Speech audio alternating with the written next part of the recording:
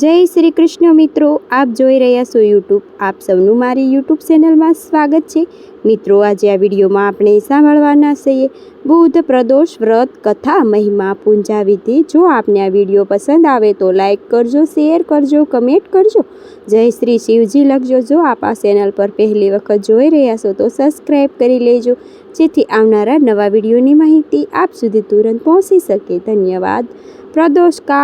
પ્રદોષકાળનું વ્રત તો ઘણો મહિમા છે અને આપણે આ પ્રદોષના વ્રતની કથા બોલો શ્રી શક્તિપતિ મહાદેવની જય. તો મિત્રો, પ્રાચીન સમયની વાત છે કે એક યુવાનના નવા લગ્ન થયા હતા.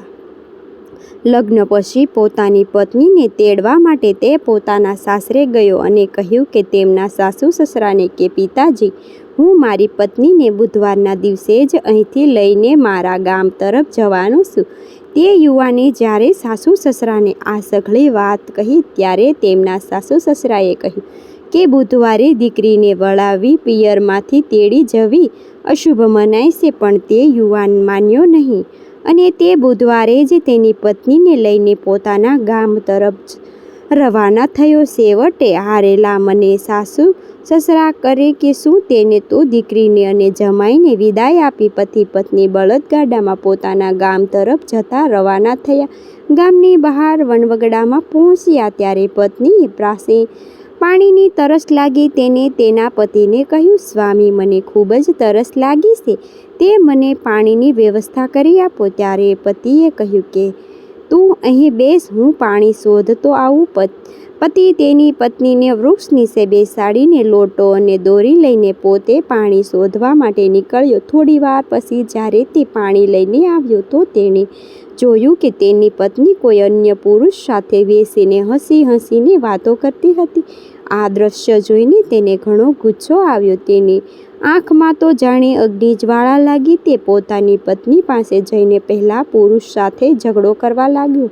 પણ આશ્ચર્યની વાત તો તે છે કે તે બંને પુરુષો હમશકલ હતા, એક જ જેવા દેખાતા હતા, બહુ પ્રતિમ હતી. ઝઘડાઓ કંઈ તેડું ન હોય ત્યારે પ્રસાર થતા લોકો ધીમે ધીમે ભીડ જમા થવા લાગી. થોડી વારમાં સિપાહીઓ ત્યાં પહોંચ્યા. સિપાહીઓએ આ વાત જાણી અને તેમને આશ્ચર્ય થયું કે બંને પુરુષો દાવો હતો કે આ પત્ની તેની છે. ત્યારે સિપાહીઓએ સ્ત્રીને પૂછ્યું, બોલ બહેન, આ બેમાંથી કોણ તારો પતિ છે? તે બિચારી કરે શું?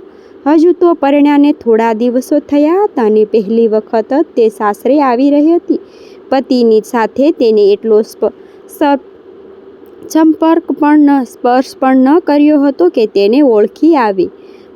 આવી રીતે જાહેરમાં પોતાની તથા પોતાની પત્નીની આવી બેજતી જોઈને અશુભ પુરુષની આંખમાં આંસુ આવી ગયા. તેને પોતાની ભૂલનો અહેસાસ થયો કે તેના સાસુ સસરાને તેને કહેતા હતા કે બુધવારે મારી દીકરીને સાસરે ન વળાવીએ છતાં પોતે પરાણે જ લઈને આવ્યો. આજે ત્રયોદશી પણ હતી અને સંધ્યા સમય થવા આવ્યો હતો.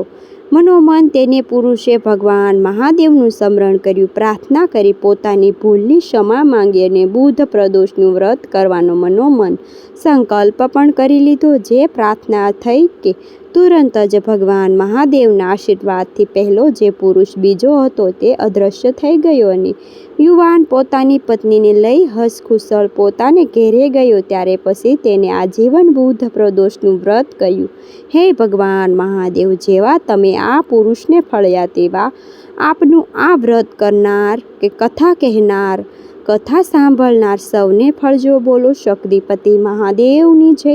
તો મિત્રો, આપણે સાંભળ્યું બુધ પ્રદોષ વ્રત કથા મહિમા મુહૂર્ત પૂજન વિધિ ઉપાય. મને આશા છે કે આપને આ વિડીયો જરૂર પસંદ આવ્યો હશે. ભક્તોને રુદ્ર અભિષેક પણ કરાવી શકાય છે. બ્રાહ્મણો દ્વારા રુદ્ર અભિષેક કાચું દૂધ, મધ, દહીં, ઘી, શુદ્ધ જલ સહિત 5 પવિત્ર દ્રવ્ય સાથે શિવલિંગનો અભિષેક થાય છે અને મંત્રોચ્ચાર પણ થાય છે. રુદ્ર અભિષેક ઘરમાં પણ કરી શકાય છે, શિવાલયમાં પણ.